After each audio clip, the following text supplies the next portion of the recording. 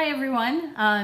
I have put together some extra science experiments and activities for all ages. So this applies to St. Michael's as well as St. Cecilia. So it goes from extracting DNA from strawberries to melting ice to making bouncy balls to making flubber or slime, if you will.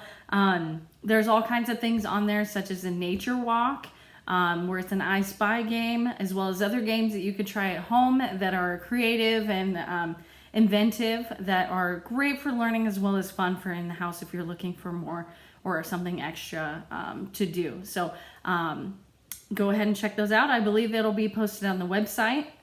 I do ask that if you are tackling any of these activities on this document, if you would please take some pictures and send them to either Danielle or myself, so that way we can see what you're doing. So if you have any questions, don't hesitate to ask. Thanks.